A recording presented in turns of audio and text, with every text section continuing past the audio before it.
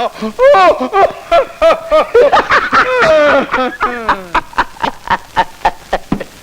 500 ആനെ തോൽപ്പിക്കാൻ ആനപ്പാറക്കാർക്ക് ആഭ്യന്തരമന്ത്രി ആനപ്പാറക്കാർ എന്റെ മുമ്പിൽ മുട്ടുകുത്തിയത് ഞാൻ തുപ്പിയത്. അത് നീ എന്താ തുപ്പത്? മുതലാളി എന്റെ വായി തുപ്പിയിട്ട്. അത് നീ തുപ്പടുത്തോന്ന് കോണാമ്പി പോലെ വായം പൊളിച്ചിട്ടല്ലേ? അങ്ങോട്ട് മാറിയിടാ. മാറിയിരുന്ന ചെവിയേക്കൂല മുതലാളി. കേട്ടിട്ടെന്തിനാ മലമറയ്ക്കാനോ? അങ്ങോട്ട് മാറിയിടാ. ആ അപ്പൊ ചന്തി കൊണ്ട് നിലനിടയ്ക്കാണോ? എന്നിട്ട് മാറിയിരിക്കാൻ.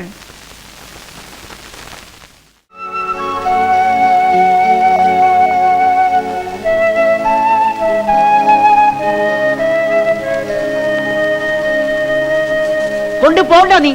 അവന്റെ ഒരു വിശറി. അകത്ത് പറയുന്നത് തീയാണോ തീ? അത് വീശി കെടുത്ത് നീ ആദ്യം. എടാ, നിന്റെയൊക്കെ അച്ഛൻ മരിക്കണവരെ 500 തോറ്റിട്ടില്ല. തോക്കാൻ ഞാൻ സമ്മതിച്ചിട്ടില്ല. നിന്നെയൊക്കെ പ്രസവിച്ച കണക്കിൽ പോലും ഞാൻ വിട്ടുകൊടുത്തിട്ടില്ല. അവിടെ 500 ഭാര്യ 4 പ്രസവിച്ചപ്പോ ഇവിടെ ഞാനും പ്രസവിച്ചടാ. നിങ്ങൾ 4 തടിയന്മാരെ. പക്ഷേ ഇപ്പോഴാണ് എനിക്ക് മനസ്സിലാവണത് 500 ജനിച്ചത് ആണുങ്ങളും എനിക്ക് ജനിച്ചതൊക്കെ ആണും പെണ്ണും കെട്ടവന്മാരാണെന്ന്. ഭൂമി ദേഷ്യപ്പെട്ട കൊണ്ടായില്ല. അമ്മ പറയുന്നതിലും കാര്യമുണ്ട്. നിങ്ങളെ പോലെ 4 ആൺമക്കളല്ലേ അവിടെ 500 ഉള്ളൂ. എന്തുകൊണ്ട് ഇത്രയും കാലമായിട്ട് നിങ്ങൾക്ക് അവരെ ജയിക്കാൻ പറ്റിയിട്ടില്ല? ബുദ്ധി ഇല്ലാഞ്ഞിട്ടോ ശക്തിയില്ലാഞ്ഞിട്ടോ പണമില്ലാഞ്ഞിട്ടോ ഒന്നുമല്ലല്ലോ. നിങ്ങളെക്കാൾ യോജിപ്പ് അവന്മാർക്ക് അവിടെ ഉള്ളതുകൊണ്ടാണ്. അവിടെ 500 പറയുന്നു, മക്കൾ അനുസരിക്കുന്നു. ഇവിടെ അതാണോ സ്ഥിതി? നിങ്ങൾക്ക് ഓരോരുത്തർക്കും നിങ്ങളുടെ ഭാര്യമാർ പറയുന്നതല്ലേ വലിയ കാര്യം? അങ്ങനെ പറഞ്ഞു കൊടുക്കും വക്കീൽ അങ്ങോട്ട്.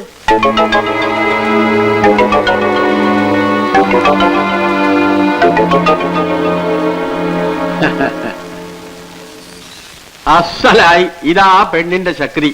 പോയപ്പോ വാല് പോലെ കൂടെ പോയത് കണ്ടോ? ഇതുപോലെ അവന്മാരും 4 വഴിക്ക് ആകണമെങ്കിൽ അവിടെ ഒരു പെണ്ണ് വേണം. അവിടെ പെണ്ണില്ലാത്തതാ അവരുടെ ശക്തി. അവിടെ ഏതെങ്കിലും ഒരുത്തന്റെ മനസ്സിലേക്ക് ഒരു പെണ്ണെന്ന് വന്ന് നോക്കട്ടെ. പിന്നെ നിങ്ങളും വേണ്ട, വക്കീലും വേണ്ട, കേസും വേണ്ട, കോടതിയും വേണ്ട, ഒന്നും വേണ്ട.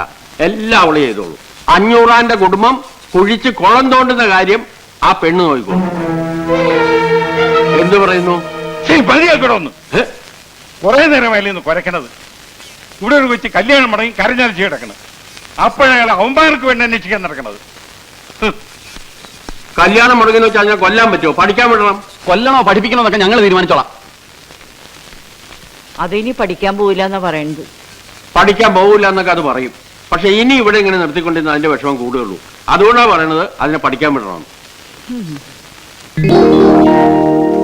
അങ്ങനെ നമ്മുടെ മാല മടങ്ങി വരികയാണ്. മടങ്ങി വരുന്ന മാലുവിന് നമ്മൾ ഗംഭീരമായ വരവേൽപ്പ് കൊടുക്കാൻ പോവുകയാണ്. അതിനുവേണ്ടി ഉദാരമായി സംഭാവന ചെയ്യുക. വരട്ടെ വരട്ടെ, ഞങ്ങൾ ഒടിഞ്ഞു പോകട്ടെ. സംഭാവനകൾ കൂമ്പാരമായാൽ പരിപാടി ഗംഭീരമാവും. വരട്ടെ വരട്ടെ വരട്ടെ. അവിടെ അല്ല, ഇതുമായിട്ട് ഇവിടെ നിൽക്കുന്ന നിന്റെ ഒക്കെ ജാട കാണാനല്ല, ഷോയ്ക്കല്ലേ ഇവിടെ വെച്ചിരിക്കുന്നത്. ആ മേഴ്സി വരുന്നുണ്ട്. ആ തല്ലുള്ളി രാവിലെ തണ്ടാൻ ഇറങ്ങിയിട്ടുണ്ട്. Welcome welcome.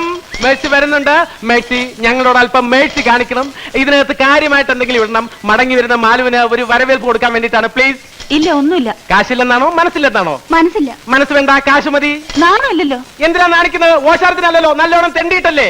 കാശിലേ പറഞ്ഞാൽ മതി, അങ്ങോട്ട് തരാം. മായൻകുട്ടി, ഇടാം ആർക്ക് വിടാം? ഏത് 500 മോന് വിടാം? ഇട്ടോളൂ. തെണ്ടിക്കണം. എന്തെങ്കിലും പറഞ്ഞാൽ ഉടനെ പാട്ട എടുത്ത് തെണ്ടിക്കണം.